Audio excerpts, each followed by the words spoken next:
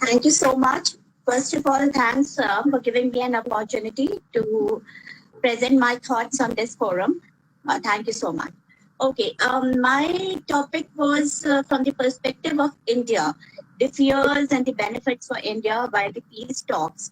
And I would begin by saying that the entire Taliban thing was not taken in very great spirits initially by India because they thought they are a jihadi insurgent groups.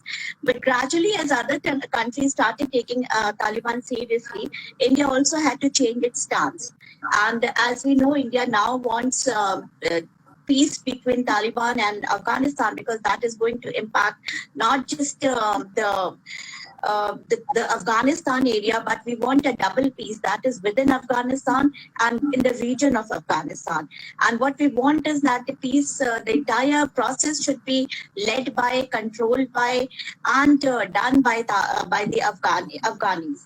Now, the fears that India has is that if it doesn't work out, let's say the peace talks doesn't work out, then whatever investments India has done in Afghanistan, in terms of whatever infrastructural, the Shatut Dam, everything that India has done, it may come to a collapse. It may not happen the way it should be.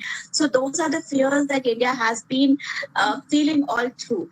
But now, since Russia and other countries, and of course, Joe Biden has done the contract that has happened between US and Taliban. So on the basis of everything, India definitely wants the peace talks to be a success. But there are a lot many things that we can see that every day, whatever has been happening in Afghanistan, the killings, the bomb blasts that are happening, it is a matter of great concern for the country. And our external affairs ministers has been very vocal about it. He has been saying, and a prime minister, but we have been the friends of Afghanistan for a very long time. And for us, what is important is that the peace talks should materialize. So I'll just like to read a couple of things that the external minister and the our prime minister has said.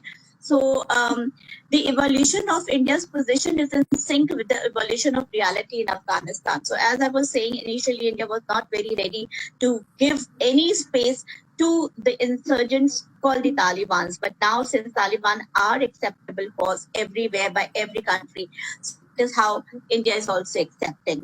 So the US has already signed a deal with the Taliban. China has long reached out to Taliban, and Russia has hosted talks, and India has been a participant to that. So European powers has also shown interest in sponsoring talks. So in the midst of all this, India has come forward to accept Taliban as one of the very important members. But the trust factor, I guess, is not so much there. The trust deficit is there because every day we hear, sitting in India, we hear what is happening there in Afghanistan, the bomb blast, and the recent one that happened in Kabul near the girls' school. So everybody is keeping an eye on what is happening in Afghanistan. So if the peace talks have to work, then the peace has to be there in some manner. Without the peace being there, it is very difficult for the peace talks to materialize. And Joe Biden has said that 1st of May would be very difficult for them to withdraw the forces. Couple of these things, along with India now has to be more flexible and adopt to the new strategic reality. We have accepted, actually, the new strategic reality has been accepted by India. And since the Taliban, India has come forward. India has cultivated deep ties with the Afghanistan people. In fact, it always had very deep ties with the Afghanistan people. And the government with investments in multiple projects dealing with education, power generation, irrigation, and other infrastructure development. So all of this, India thinks, can go haywire if the peace talks don't work out. So that is the fear that India is having, and it definitely wants the peace talks to be a big success. But the other thing that I wanted to highlight is the economic strength and security ties could be disrupted if the Taliban were to take over. I mean, what as an external force we see, what we are observing from India is not that the things are peaceful in Afghanistan and the peace talks are likely to work out. It may be a very good effort. It may be a very systematic thing to happen, but it is not it's not showing that it would work, because otherwise why so much violence is taking place in Afghanistan? What is the reason that so many people are being killed?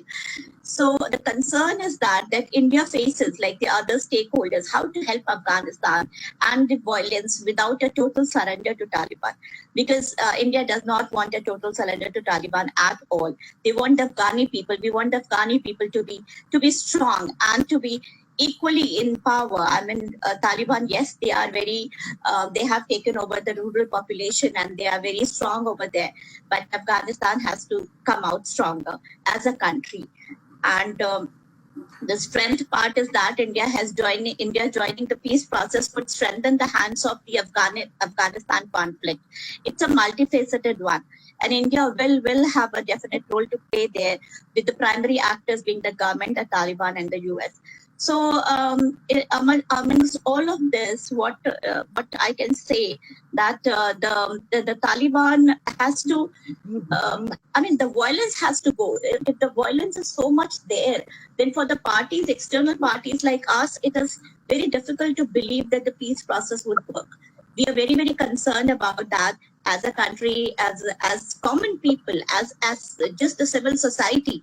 We are very concerned, and it brings a lot of despair to us that these things are still happening. So the peace process, if it is happening, the peace doesn't seem to be anywhere. Anyway, so the government of India is very much part of the process. They would like to be part of the process. They would like to be there. They would like to strengthen the hands of Afghanistan. And that is what I would say from here. The fears, as I said, that if Taliban takes over, everything would go in despair. Everything, whatever investments India has done, everything would go haywire.